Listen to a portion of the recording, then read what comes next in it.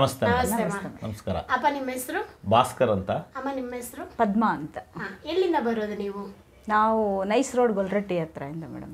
ಅಮ್ಮ ಸರಮ್ಮ, ನಿಮಗೆ ಏನು ಪ್ರಾಬ್ಲಮ್ ಇತ್ತು ಅಂತ ನಮ್ಮ ಸರಾಕೆರಿಗೆ ಬಂದಿದ್ರಿ? ನನಗೆ ವೆರಿಕೋಸ್ ಪ್ರಾಬ್ಲಮ್ ಇತ್ತು ಮತ್ತು ಸ್ಕಿನ್ ಪ್ರಾಬ್ಲಮ್ ಇತ್ತು ಮೇಡಮ್, ಅದಕ್ಕೋಸ್ಕರ ನಾನು ಬಂದಿದ್ದೆ. ಅಂದರೆ ಇದೆರಡೇ ಪ್ರಾಬ್ಲಮ್ಸ್ ನಿಮ್ಗೆ ಮೇನ್ ಇದೆ? ಹೌದು ಹೌದು ಮೇಡಮ್. ಸರಿಮ್ಮ, ಎಷ್ಟು ದಿವಸದಿಂದ ಈ ಪ್ರಾಬ್ಲಮ್ಸ್ ಇತ್ತು ನಿಮಗೆ? ನನಗೆ ಸುಮಾರು 2 ವರ್ಷದಿಂದನೂ ಇತ್ತು ಮೇಡಮ್. ಮತ್ತು ನಾನು ಹೋಮಿಯೋಪತಿ ಟ್ರೀಟ್ಮೆಂಟ್ ತೊಗೊಂಡೆ.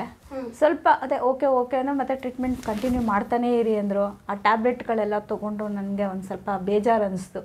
ಏನಪ್ಪ ಅದು ಯಾವಾಗೂ ಟ್ಯಾಬ್ಲೆಟಲ್ಲೇ ಇರಬೇಕಾ ಅಂತ. ಇದು ಟ್ಯಾಬ್ಲೆಟ್ ಇಲ್ದಿರೋ ಥೆರಪಿ ಅಂತ ಗೊತ್ತಾಯಿತು, ಅದಕ್ಕೆ ಸೆರಾಕೆರಿಗೆ ಬಂದಿದ್ದು ಮೇಡಮ್. ಸರಿಮ್ಮ, ಹಾಗಾದ್ರೆ ಹೋಮಿಯೋಪತಿ ಎಷ್ಟು ದಿವಸದವರೆಗೂ ತಗೊಂಡಿದ್ರಿ? 1.5 ವರ್ಷ ತೊಗೊಂಡೆ ಮೇಡಮ್. 1.5 ವರ್ಷ. ಏನು ಯೂಸ್ ಆಯಿತು ನಿಮಗೆ? ಅಂದರೆ ಸ್ವಲ್ಪ ಬೆಟರ್ ಅನ್ಸೋದು ಮೇಡಮ್, ಅದನ್ನ ಬಿಟ್ಟರೆ ಮತ್ತೆ ಪೇಯ್ನ್ ಬರೋದು. ಹಂಗಂದ್ರೆ ಟೆಂಪರವರಿ ಸೊಲ್ಯೂಷನ್ ಆಗಿ ಇತ್ತು, ಅಂದ್ರೆ ತಗೊಳ್ಳೋವಾಗ ಮಾತ್ರನೇ ಯೂಸ್ ಆಗ್ತಿತ್ತು. ಹೌದು ಹೌದು. ಸರಿಮ್ಮ, ಹಾಗಾದ್ರೆ ಆ ರೀತಿ ನಿಮ್ಗೆ ಆಗೋವಾಗ ಏನು ಅನ್ನಿಸ್ತಿತ್ತು ನಿಮಗೆ? ನನಗೆ ಆ ಟ್ಯಾಬ್ಲೆಟ್ ತೊಗೊಳಕ್ಕೆ ಬೇಜಾರಾಗ್ತಾ ಇತ್ತು ಮೇಡಮ್. ಬೆಳಗ್ಗೆ ಮಧ್ಯಾಹ್ನ ರಾತ್ರಿ ತೊಗೊಳ್ಬೇಕು, ಈ ಟ್ಯಾಬ್ಲೆಟೇ ಇಲ್ದಿರ ಆರಾಮಾಗಿರಬೇಕು ಅಂತ ಅನಿಸ್ತಾ ಇತ್ತು ನನಗೆ. ಅದರಿಂದ ಬೇರೆ ಏನು ಕಷ್ಟ ಆಗ್ತಿತ್ತು ನಿಮಗೆ? ಮತ್ತು ಅದೇ ಅವಾಗವಾಗ ಹೋಗಬೇಕು, 15 ಡೇಸ್ಗೆಲ್ಲ ಹೋಗಿ ನಾವೆಲ್ಲ ಟೈಮ್ ಬಿಟ್ಬಿಟ್ಟು ಹೋಗಿ ಬೆಳಗ್ಗೆ ಹೋದರೆ ಇನ್ನು ಸಂಜೆವರೆಗೂ. ಅದರಲ್ಲಿ ಇನ್ನೇನು ಫುಲ್ಲು ಪರ್ಮನೆಂಟ್ ಸೊಲ್ಯೂಷನ್ ಅಂತ ಇಲ್ಲ, ಸುಮ್ಮನೆ ಹೋಗೋದು ತೋರಿಸೋದು ಬರೋದು. ಹೋಗುವಾಗ ಮಾತ್ರ ಸರಿ ಹೋಗ್ತಾ ಇತ್ತು. ಮತ್ತೆ ಬನ್ನಿ ಇನ್ನೂ 1.5 ವರ್ಷ ಕಂಟಿನ್ಯೂ ಮಾಡಿ ಅಂದರು. ನನಗೆ ಯಾಕೋ ಅದು ಬೇಡ ಅನಿಸ್ತು. ಸರಿಮ್ಮ, ಹಾಗಾದ್ರೆ ಎಷ್ಟು ಹಣ ಖರ್ಚು ಮಾಡಿರ್ಬೋದು? ಒಂದು 30,000 ಗಂಟೆ ಖರ್ಚು ಮಾಡಿದ್ದೀವಿ. ಖರ್ಚು ಮಾಡಿದ್ರೆ ಅದರಿಂದ ಏನು ಯೂಸಸ್ ಆಯಿತು ನಿಮಗೆ? ಯೂಸಸ್ ಅಂದರೆ ಅದೇ ಮೇಡಮ್, ತಾತ್ಕಾಲಿಕ ರಿಲೀಫು. ಅಂದರೆ ಪ್ರೆಸೆಂಟಿಗೆ ಮಾತ್ರ ಯೂಸ್ ಆಗೋ ರೀತಿಯಲ್ಲಿ ಇತ್ತು, ಆದರೆ ಅಷ್ಟು ಹಣ ಖರ್ಚು ಮಾಡಿದ್ರೆ 1% ಉಪಯೋಗ ಆಗಲಿಲ್ಲ.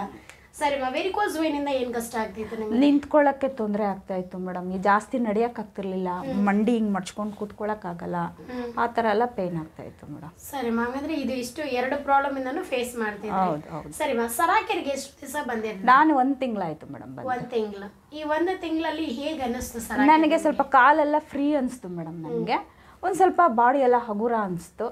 ಸ್ವಲ್ಪ ನನಗೆ ಅದೇ ನಮಗೆ ಮೇಯ್ನ್ ಇಷ್ಟ ಆಗಿದ್ದು ಮಾತ್ರೇನೇ ಇಲ್ಲ, ಅದು ಇಷ್ಟ ಆಯಿತು. ಮತ್ತು ನೀವು ನೋಡ್ಕೊಳ್ಳೋ ರೀತಿ, ಅಲ್ಲಿ ಸ್ಟಾಫ್ಸ್ಗಳು ನೋಡ್ಕೊಳ್ಳೋ ರೀತಿ, ನಮಗೆ ಕೊಡೋ ಥೆರಪಿಗಳು ಅದೆಲ್ಲ ಚೆನ್ನಾಗಿದೆ ಮೇಡಮ್. ಹಾಗಾಗಿ ನನಗೆ ಖುಷಿ ಆಯಿತು. ಹೌದು. ಹಾಗಾದರೆ ಇಲ್ಲಿ ಸರಾಕೆರಿಗೆ ಬಂದಮೇಲೆ ಎಷ್ಟು % ಪರವಾಗಿಲ್ಲ ಅನ್ನಿಸ್ತು ನಿಮಗೆ? ನನಗೊಂದು ಒಂದೇ ತಿಂಗಳಲ್ಲಿ ನಂಗೆ 30% ಪರವಾಗಿಲ್ಲ ಮೇಡಮ್. 30% ಪರವಾಗಿಲ್ಲ. ಪರವಾಗಿಲ್ಲ. ಹೌದು. ಹಾಗಾದ್ರೆ ಇವಾಗ ಅಲ್ಲಿ ಹಣ ಖರ್ಚು ಮಾಡಿ ಯೂಸ್ ಮಾಡಿಕೊಂಡ್ರು ಯೂಸ್ ಆಗ್ತಿದೆಲ್ಲ ನಿಮಗೆ? ಇಲ್ಲ, ಮತ್ತೆ ಕಂಟಿನ್ಯೂ ಮಾಡಿ ಅಂತ ಹೇಳಿದ್ರು. ಆಮ, ಸರಾಕೆರಿಗೆ ಬಂದು ಎಷ್ಟು ಹಣ ಖರ್ಚು ಮಾಡಿದ್ರಿ? ಏನು ಮಾಡಿಲ್ಲ ಮೇಡಮ್, ನಾವು ಏನು ಖರ್ಚು ಮಾಡಿ. ಆದರೆ 30% ವರೆಗೂ ಗುಣ ಆಗಿದೆ. ಬೇರೆ ಏನು ಬದಲಾವಣೆ ನೋಡಿದ್ರಿ? ಮತ್ತೆ ನನಗೆ ಮೈಯೆಲ್ಲ ಒಂದು ಸ್ವಲ್ಪ ಸುಸ್ತಾಗೋದು ಮೇಡಮ್. ಎಷ್ಟೋ ಸರಿ ಇವ್ರ ಹತ್ರನೇ ನಾನು ಗ್ಲೂಕೋಸ್ ಎಲ್ಲ ತರಿಸ್ಕೊಂಡು ಕುಡ್ದಿದ್ದೆ, ತುಂಬ ಸುಸ್ತಾಗೋದು. ಈಗೆಲ್ಲ ಅದ್ರ ಲೆವೆಲ್ ಸುಸ್ತು ಎಲ್ಲ ಇಲ್ಲ, ಸ್ವಲ್ಪ ಆರಾಮಾಗಿದೆ ನಾನು. ಆರಾಮಾಗಿದೆ. ಸ್ಕಿನ್ ಪ್ರಾಬ್ಲಮ್ ಎಲ್ಲ ಸಾಲ್ವ್ ಆಗ್ತಾ ಇದೆ ಮೇಡಮ್. ಪಾಪ ಅಲ್ಲಿ ಸ್ಟಾಫ್ಸ್ ಆ್ಯಸಿಡಿಕ್ ವಾಟರ್ಸ್ ಕೊಡ್ತಾರೆ ಡೈಲಿ. ನಮ್ಗೆ ಏನಾದರೂ ಈ ಥರ ಇತ್ತು ಅಂದರೆ ತುಂಬ ಚೆನ್ನಾಗಿ ಇದು ಮಾಡಿದ್ರು. ಅದರಿಂದ ನಾನು ಇವಾಗ ಇದಕ್ಕೂ ಮಾತ್ರೆ ನುಂಗಿ 6 ತಿಂಗಳಿಂದ ಮಾತ್ರೆ ನುಂಗ್ತಾ ಇದ್ದೀನಿ. ಎಲ್ಲಿ ಸ್ಕಿನ್ ಸ್ಪೆಷಲಿಸ್ಟ್ ಹತ್ರನೇ ತೋರಿಸ್ದೆ, ಮಾತ್ರೆ ತೊಗೊಳ್ಳಿ ಅಂತಾರೆ. ಮಾತ್ರೆ ಕೊಟ್ಟಾಗ ಕಮ್ಮಿ ಆಗುತ್ತೆ, ಮತ್ತೆ ಜಾಸ್ತಿ ಆಗುತ್ತೆ. ಇದು ಬೇಜಾರಾಗಿ ಇವರು ಸೆರಾಕೇರ್ ಇದೆ ಬಾ ನೋಡೋಣ ಇಲ್ಲಿ ಅಂತ ಹೇಳಿದ್ರು. ನಾನು ಅಲ್ಲಿಗೆ ಬಂದಾಗಿಂದ 1 ತಿಂಗಳಿಂದ ಒಂದು ಮಾತ್ರೆನೂ ತೊಗೊಂಡಿಲ್ಲ ಮೇಡಮ್. ಸ್ಕಿನ್ಗೆ ಅಂತ ಏನು ತೊಗೊಂಡಿಲ್ಲ. ಕಂಟಿನ್ಯೂಸ್ ಎಷ್ಟು ಕ್ರೀಮ್ಗಳು, 500 ರೂಪಾಯಿ, 600 ರೂಪಾಯಿ, 800 ರೂಪಾಯಿ, 1000 ರೂಪಾಯಿ ಕ್ರೀಮ್ಗಳು ಏನು ಹಾಕಿದ್ರು ಏನೂ ಆಗ್ತಾ ಇರಲಿಲ್ಲ. ಇವಾಗೆಲ್ಲ ಕ್ಯೂರ್ ಆಗ್ತಾ ಇದೆ ಮೇಡಮ್ ನನಗೆ. ಆಸಿಡಿಕ್ ವಾಟರ್ ಯೂಸ್ ಮಾಡಿದ್ಮೇಲೆ ಈ ರೀತಿ ಉಪಯೋಗಗಳಾಗ್ತಾ ಇದೆ. ಮತ್ತೆ ಥೆರಪಿ ತಗೊಳ್ತೀನಿ. ನೀವು ಹೇಳಿದಾಗ ಮ್ಯಾಟ್ಗಳ ಮೇಲೆ ಮಲಗೋದು ಈ ಥರ ಎಲ್ಲ ಮಾಡ್ತೀವಲ್ಲ ಮೇಡಮ್, ಆ ಮ್ಯಾಟ್ ಮೇಲೆ ಮಲಗೋದೆ ನಂಗೆ ಏನೋ ಒಂಥರ ರಿಲೀಫ್ ಆದಂಗೆ ಆಗ್ತಾಯಿತ್ತು. ಕೈಯೆಲ್ಲ ಬಿಸಿ ಕೊಟ್ಕೊಳ್ಳಿ ಅಂತೆಲ್ಲ ಹೇಳ್ತಿದ್ರಲ್ಲ, ಅದೆಲ್ಲ ನೋಡಿ ಏನೂ ಆಗ್ತಾ ಇಲ್ಲ ಮೇಡಮ್. ನಾನು ಇವಾಗ ಕ್ಯೂರ್ ಆಗ್ತಾ ಇದೆ. ಇದೆಲ್ಲ ಬ್ಲ್ಯಾಕ್ ಬಂದ್ಬಿಟ್ಟಿತ್ತು, ಈಗ ವೈಟಿಗೆ ಬರ್ತಾ ಇದೆ. ಹಂಗಂದ್ರೆ ಇವಾಗ ಇಲ್ಲಿ ಬಂದು ನಮಗೆ ಆಸಿಡಿಕ್ ವಾಟರ್ ಇಂದ ಇಷ್ಟ ಮಟ್ಟಿಗೆ ಬಂದಿದೆ. ಸರಿ, ಸರಾಕೆಯಲ್ಲಿ ಯಾವ ಪ್ರಾಡಕ್ಟ್ ತುಂಬಾ ನೀವು ಲೈಕ್ ಮಾಡ್ತೀರಮ್ಮ? ನನಗೆ ತುಂಬಾ ಇಷ್ಟ ಆದ ಜೇಡ್ ವಾಟರ್ ಮತ್ತೆ ಇದು ಬೆಡ್ ಮೇಡಮ್. ಏನಕ್ಕೋಸ್ಕರ ವಾಟರ್ ಇಷ್ಟ? 70% ನಮಗೆ ನಾವು ಕುಡಿಯೋದೆಲ್ಲ ಮಾಮೂಲಿ ಏನೂ ಇಲ್ಲ, ಅಸಿಡಿಕ್ ಅಂತ ಗೊತ್ತಾಯ್ತು ಮೇಡಮ್. ಅದು ಆಲ್ಕಲೈನ್ ವಾಟರು, ನಮ್ಮ ಬಾಡಿಗೆ ಮೇಯ್ನ್ ಬೇಕಾಗಿರೋದೇ ಅದು. ಹಂಗಾಗಿ ಅದು ನನಗೆ ಜೇಡ್ ವಾಟರ್ ತುಂಬ ಇಷ್ಟ ಆಯಿತು. ಹಾಗಾದರೆ ವಾಟರಿಂದ ಅಷ್ಟು ಮಟ್ಟಿಗೆ ಬೆನಿಫಿಟ್ಸ್, ನಮ್ಮ ಆರೋಗ್ಯಕ್ಕೆ ಚೆನ್ನಾಗಿದೆ ಅಂತ. ಥೆರಪಿಗಳು ಅಷ್ಟೇ ನಮಗೆಲ್ಲ ಯೂಸ್ಫುಲ್ ಇದೆ ಮೇಡಮ್. ಓಕೆಮ್ಮ. ಸರಿ ಮ್ಯಾಮ್, ಇವಾಗ ತುಂಬ ಜನ ಕೆಲವೊಬ್ರು ಬಂದು ಹೇಳ್ತಾರಲ್ಲ ಈ ಥೆರಪಿಯಲ್ಲಿ ಏನೋ ಸೈಡ್ ಎಫೆಕ್ಟ್ಸ್ ಆಗುತ್ತಾ, ಪ್ರಾಬ್ಲಮ್ ಆಗುತ್ತಾ ಅಂತ, ಅದ್ರ ಬಗ್ಗೆ ಏನು ಹೇಳ್ತೀರಾ? ಏನೂ ಆಗಿಲ್ಲ ಮೇಡಮ್, ನಾವೇ ತೊಗೊಂಡಿದ್ದೀವಿ ಥೆರಪಿ, ಯಾವ ಸೈಡ್ ಎಫೆಕ್ಟ್ಸು ಏನೂ ಆಗಿಲ್ಲ, ಎಂಥದ್ದು ಇಲ್ಲ ಮೇಡಮ್, ನ್ಯಾಚುರಲ್ ಥೆರಪಿ. ಹಾಗಾದ್ರೆ ಅದನ್ನ ಯೂಸ್ ಮಾಡ್ಕೊಳ್ಳೋವಾಗ ಬೆನಿಫಿಟ್ಸ್ ಇರುತ್ತೆ. ಹೋಗ್ಬೇಕು, ನೀವು ಹೇಳ್ದಂಗೆ ಹೇಳ್ತಿರ್ತೀರ ಪಾಪ ಡೈಲಿ ಬನ್ನಿ ಸೆರಾಕೇರ್ಗೆ ಅಂತೇಳಿ. ಕೆಲವೊಂದು ಒಬ್ಬೊಬ್ರಿಗೆ ಬರೋಕ್ಕಾಗುತ್ತೆ, ಕೆಲವ್ರಿಗೆ ಬರೋಕ್ಕಾಗಲ್ಲ. ನಾನು ಹೇಳೋದು ಚೆನ್ನಾಗಿರೋರು ಇಲ್ಲ ನಾವು ಇದರಲ್ಲೆಲ್ಲ ತೊಗೊಳ್ಳೋ ಥರ ಇದ್ದೀವಿ ಅನ್ನೋರು ತೊಗೊಂಬಿಡೋದು ಬೇಗ ಬೆಟರು ಮೇಡಮ್. ಮನೆಗೆ ತೊಗೊಂಬಿಟ್ಟು ನೀವು ಹೇಳ್ದಂಗೆ 2 ಟೈಮ್ 3 ಟೈಮ್ ಥೆರಪಿ ಮಾಡ್ಕೊಳ್ಳೋದು ಇನ್ನೂ ಒಳ್ಳೆಯದು. ಕೆಲವ್ರು ಪಾಪ ತೊಗೊಳಕ್ಕಾಗಲ್ಲ, ಅವರಿಗೇನು ನಾವು ಹೇಳೋಕ್ಕಾಗಲ್ಲ. ಚೆನ್ನಾಗಿರೋರು ದಯವಿಟ್ಟು ತೊಗೊಂಡು ಇಲ್ಲದೆ ಇರೋರಿಗೆ ಕೊಡಬೇಕು ಮೇಡಮ್ ಚಾನ್ಸು. ನಾವು ಮನೆಗಳಲ್ಲಿ ತೊಗೋಬೋದು, ಪಾಪ ಕೆಲವ್ರಿಗೆ ತೊಗೊಳಕ್ಕೂ ಆಗಲ್ಲ. ಅಲ್ಲಿ ಇನ್ನೊಬ್ರು ನಮ್ಮಿಂದ ಒಂದು ನೋವಲ್ಲಿರೋ ಜೀವಗಳಿಗೆ ನೀವು ಹೇಳಿ ಅಂತ ಹೇಳ್ತಿರ್ತೀರಾ, ನಾವು ಸುಧಾರಿಸ್ಕೊಂಡು ಬೇರೆಯವ್ರಿಗೂ ಹೇಳ್ಬೇಕು ಮೇಡಮ್. ಅದು ಹಾಗಾದ್ರೆ ಅವ್ರಿಗೂ ಕೂಡ ಉಪಯೋಗ ಆಗುತ್ತೆ. ಹೌದು ಹೌದು ಮೇಡಮ್. ಸರಿ, ಹಾಗಾದ್ರೆ ಇವಾಗ ಟೋಟಲ್ ಆಗಿ ಸೆರಾಕೇರ್ ಥೆರಪಿಯಿಂದ ಇಷ್ಟ ಮಟ್ಟಿಗೆ ಯೂಸಸ್ ಆಗಿದೆ. ಹೌದು ಮೇಡಮ್. ನಿಮಗೆ ಏನು ಪ್ರಾಬ್ಲಮ್ಸ್ ಇತ್ತಪ್ಪ? ನನಗೆ ಲೆಫ್ಟ್ ಹ್ಯಾಂಡು ಈ ಜಾಯಿಂಟು, ಈ ಬೆರಳು ಜಾಯಿಂಟ್ಸ್ಗಳು, ಕಾಲು ಬೆರಳು ಜಾಯಿಂಟ್ಸು, ಅದು ಫುಲ್ಲು ಪೇಯ್ನ್ ಬರ್ತಾಯಿತ್ತು. ತುಂಬ ಫುಲ್ ಜಾಯಿಂಟ್ ಅಲ್ಲಿ ನಿಮಗೆ ಪೇನ್ ಜಾಯಿಂಟ್ಸ್ಗಳು ಮತ್ತು ಕೈ ಜೋವು ಇಡೋದು, ಅದರಲ್ಲೂ ಮಿಡ್ ನೈಟು ತುಂಬ ಜಾಸ್ತಿ, ಕೋಲ್ಡಲ್ಲಿ ಜಾಸ್ತಿ. ಏನಾಗುತ್ತಪ್ಪ ನಿಮಗೆ? ಅದು ಜೋವು ಬಂದಾಗ ಒಳ್ಳೆ ತುಂಬ ಕೈ ಹಿಂಗೆ ಮಡ್ಚ್ಕೊಂಡಿರೋಕ್ಕಾಗಲ್ಲ, ಫುಲ್ ನೆಟ್ಟಿಗೆ ಮಾಡ್ತೀನಿ, ಮಕ್ಳ ಕೈಯಲ್ಲೆಲ್ಲ ತುಳ್ಸಿದ್ದೀನಿ, ಆಮೇಲೆ ಮಸಾಜ್ ಥರ ಮಾಡಿಸಿದ್ದೀನಿ. ಇಲ್ಲಿ ಲೋಕಲಲ್ಲೂ 1-2 ಕಡೆ ಮಸಾಜ್ ಎಲ್ಲ ಮಾಡಿಸ್ಕೊಂಡಿದ್ದೀನಿ, ಈ ಕೈಗೆ ಮಾತ್ರ ಪೇನ್ ಇರ್ತಾಯಿತ್ತು. ಸರಿ, ಪಾಪೇನಿಂದ ಏನೆಲ್ಲ ಕಷ್ಟ ಆಗ್ತಿತ್ತಪ್ಪ ನಿಮಗೆ? ಅದು ನಿದ್ದೆ ಮಾಡೋಕ್ಕಾಗ್ತಾ ಇರಲಿಲ್ಲ ಅರ್ಧ ರಾತ್ರಿ, ಮಿಡ್ ನೈಟಲ್ಲಂತೂ ತುಂಬಾ ಪೇಯ್ನ್ ಆಗೋದು ನನಗೆ. ಕೋಲ್ಡ್ ಬಂದಾಗ ತುಂಬ. ಅವರು ಹೋಮಿಯೋಪತಿ ತೊಗೊಂಡ್ರು ಮೇಡಮ್? ನಾನು ಗೌರ್ಮೆಂಟ್ ಹಾಸ್ಪಿಟ್ಲಲ್ಲಿ ತೊಗೊಂಡೆ. ಸರಿಪ್ಪ. ಅದೇ ತೊಗೊಂಡಾಗ ಕಮ್ಮಿ ಆಗ್ತಾಯಿತ್ತು, ಮತ್ತೆ ಬಿಟ್ಟರೆ ಮತ್ತೆ ಸೇಮ್ ಕಂಡೀಷನ್ ಬರ್ತಾಯಿತ್ತು. ಅದಾದಮೇಲೆ ಸೆರಾಕೇರಿಗೆ ನಂದು. ಏನಕ್ಕೋಸ್ಕರ ನಿಮ್ಗೆ ಆ ಥರ ಪ್ರಾಬ್ಲಮ್ ಬಂದಿದ್ದಪ್ಪ? ಪ್ರಾಬ್ಲಮ್ ಅದೇ ಬ್ಲಡ್ ಸರ್ಕ್ಯುಲೇಷನ್ ಪ್ರಾಬ್ಲಮ್ ಅಂತ ಅಂದ್ಕೊಂಡಿದ್ದೆ. ನೀವು ಇಲ್ಲೇ ಅದೇ ಹೇಳಿದ್ದೀರಾ. ಹೌದಪ್ಪ, ಅಂದರೆ ಬ್ಲಡ್ ಸರ್ಕ್ಯುಲೇಷನ್ ಸರಿಯಾಗಿ ಆಗದೆ ಇರೋದ್ರಿಂದ ಈ ಸಮಸ್ಯೆ ಬಂದಿದೆ ಅಂತ. ಸರಿಪ್ಪ, ನಿಮ್ಮ ಪ್ರಾಬ್ಲಮ್ಮು ನೀವು ಔಟ್ಸೈಡ್ ಎಲ್ಲ ತೋರಿಸಿದ್ದೀರಾ? ಏನು ಹೇಳ್ತಿದ್ರಪ್ಪ ನಿಮಗೆ? ಔಟ್ಸೈಡ್ ಅಂದರೆ ನಾನು ಬರೀ ಗೌರ್ಮೆಂಟ್ ಹಾಸ್ಪಿಟ್ಲಲ್ಲಿ ನಾನು ತೋರಿಸಿದ್ದು. ಆ ಟೈಮಲ್ಲಿ ಅದು ವೈಟ್ ಕಲರ್ ಒಂಥರ ಟ್ಯಾಬ್ಲೆಟ್ ಕೊಡ್ತಾಯಿದ್ರು, ಅದು ಡೈಲಿ ಬೆಳಗ್ಗೆ ಒಂದ್ಸಲಿ, ಸಾಯಂಕಾಲ ನೈಟ್ ಒಂದ್ಸಲಿ ತೊಗೊಳ್ತಾ ಇದೆ. ಅದೇ ಆಮೇಲೆ ನನಗೆ ಗೊತ್ತಲ್ಲ, ನಮ್ಮದು ಡ್ರೈವಿಂಗ್ ಡ್ಯೂಟಿ ಇರೋದ್ರಿಂದ ಒಂದೊಂದು ಟೈಮ್ ನಮಗೆ ಹೋಗಿ ಇದು ಮಾಡೋಕ್ಕಾಗಲ್ಲ. ತಿರ್ಗಾ ಅದು ಹಂಗೆ ತೊಗೊಂಡಾಗ ಹೋಗೋದು ಮತ್ತೆ ಆಗಲಿಲ್ಲ ಅಂದರೆ ಪೇಯ್ನ್ ಬರ್ತಾಯಿತ್ತು. ನಿಮಗೆ ರೊಟೀನ್ ಆಗಿ ಆಗ್ತಾ ಇತ್ತು. ಆಮೇಲೆ ಅದು ಬಾಲಕೃಷ್ಣ ಅವರು ನಮಗೆ ಸೆರಾಕೇರ್ ಬಗ್ಗೆ ತಿಳಿಸಿದ್ರು. ನಾವು ಅಲ್ಲಿ ಬಂದಮೇಲೆ ನನಗೆ ಚಿಕ್ಕ 1.5 ತಿಂಗಳಿಂದ ನಾನು ತೊಗೊಳ್ತಾ ಇದ್ದೀನಿ. ಒಂದು 50-60% ನನಗೆ ವಾಸಿ ಆಗಿದೆ. ಇಲ್ಲಿ ಬಂದು ಏನು ಟ್ರೀಟ್ಮೆಂಟ್ ಮಾಡ್ಕೊಂಡ್ರಿಪ್ಪ ಸೆರಾಕೇರಲ್ಲಿ? ಅದು ಜೇಡ್ ಮ್ಯಾಟು ಮತ್ತು ಚೇರ್ಸು, ಮಸಾಜು, ಮತ್ತು ಮೇಯ್ನ್ ನನಗೆ ವಾಟ್ರ್ ಅದು ಮೋಸ್ಟ್ಲಿ ಪ್ರಾಬ್ಲಮ್ ಇರ್ಬೋದು ಇದಕ್ಕೆ ಅಂತ ಅಂದ್ಕೊಂಡಿದ್ದೀನಿ. ಜೇಡ್ ವಾಟ್ರ್ ನರ್ವ್ಸ್ ಅಂದ್ರೆ ನಿಮಗೆ ಈ ವಾಟರ್ ಬಂದು ಯೂಸ್ಫುಲ್ ಆಗಿದೆ. ಜೇಡ್ ವಾಟರ್ ಯಾಕೆಂದ್ರೆ ವಾಟರ್ ಥೆರಪಿ ಕೊಟ್ಟಾಗ ಸ್ವಲ್ಪ ಜಾಸ್ತಿನೇ ಇಂಪ್ರೂವ್ಮೆಂಟ್ ಕಾಣಿಸ್ತದೆ. ಹೌದು, ಇವಾಗ ನನಗೆ ವಾಟರ್ ಥೆರಪಿಲೇ ನನಗೆ ಜಾಸ್ತಿ ಇಂಪ್ರೂವ್ಮೆಂಟ್ ಕಾಣಿಸಿದ್ದು. ಹಾಗಾದ್ರೆ ವಾಟರ್ ಥೆರಪಿ ಎಷ್ಟು ದಿವಸ ಮಾಡ್ಕೊಂಡ್ರಿಪ್ಪ? ಇಷ್ಟೊಂದು 10 ದಿವಸ ಮೇಲೆ. 10 days. ಅಂದ್ರೆ ನೀವು ನಾರ್ಮಲ್ ಥೆರಪಿಯಲ್ಲಿಂದ ವಾಟರ್ ಥೆರಪಿಯಲ್ಲಿ ತಗೊಳ್ಳುವಾಗ ಇನ್ನು ಬೇಗನೆ ಇನ್ನೂ ಬೆಟರ್ ಅಂತ ನನಗೆ ರಿಸಲ್ಟ್ ಬಂದಿದೆ ಅದು. ಸರಿಪ್ಪ, ಅಂದ್ರೆ ಹತ್ತತ್ರ ಈ 1.5 months ಅಲ್ಲಿ 60-70% ವರೆಗೂ ನಮಗೆ ಗುಣ ಆಗಿದೆ. ಸರಿಯಪ್ಪ, ಇಲ್ಲಿ ಬಂದು ನೀವು ಇವಾಗ ನಮ್ಮ ವಾಟರ್ನ ಚೆಕ್ ಮಾಡಿದ್ಕೆ ಅದು ಅಸಿಡಿಕ್ ಫೇಲ್ ಆಗಿದೆ. ನಿಮ್ಮ ವಾಟರ್ ಡೈಲಿ ಕೊಡ್ತಿದ್ರಲ್ಲ 4 ಲೀಟರ್ ನೀರು ಕೊಡ್ತಾ ಇದ್ರಿ, ಅದು ಕುಡಿಯೋದ್ಮೇಲೆ ನನಗೆ ಇನ್ನೂ ಬೆಟರ್ ಅಂತ ಆಗಿದೆ. ಆ ವಾಟರ್ ಕುಡಿದಾಗ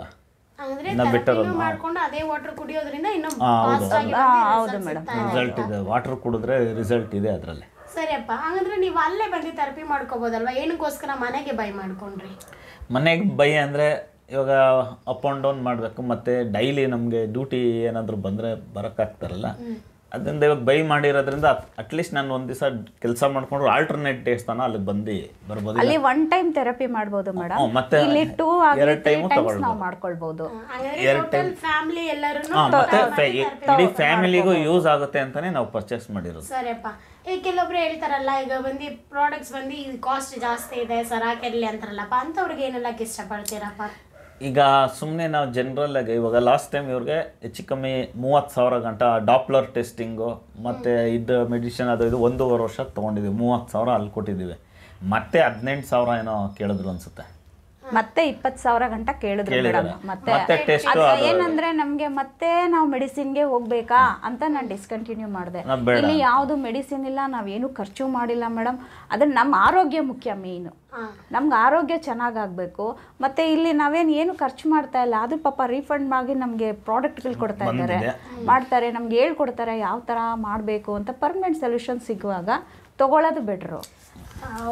ಇವಾಗ ಅಲ್ಲಿ ಮತ್ತೆ ಹೋಗಿದ್ರೆ ನನಗೆ 50,000 ಪ್ಲಸ್ ನನಗೆ 16,000 ಕೇಳಿದ್ರು.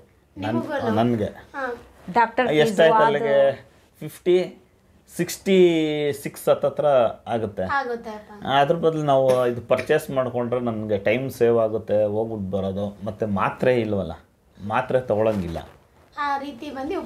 ನಾವು ಮಿಡ್ಲಲ್ಲಿ ಒಂದು 3 ಡೇಸ್ ಬೇಕಾದ್ರೆ ಇಲ್ಲಿ ಬಂದರೂ ಒಂದು 3 ಡೇಸ್ ನಾವು ಆಲ್ಟರ್ನೇಟ್ ಡೇಸ್ ಮಾಡಿಕೊಂಡು ನನಗೂ ಟೈಮು ಸೇವ್ ಆಗುತ್ತೆ. ದುಡ್ಡಲ್ಲಿ ಅಂತ ಲೆಕ್ಕ ಹಾಕೊಂಡ್ರು ನಮ್ಮ ಆರೋಗ್ಯ ಮೇನ್ ಮುಖ್ಯ ಅಲ್ಲ. ಸರಿಯಪ್ಪ, ನಿಮ್ಮ ಅನುಭವದಲ್ಲಿ ಆರೋಗ್ಯ ಎಷ್ಟು ಮುಖ್ಯ ಅಂತ ಹೇಳ್ತೀರಪ್ಪ?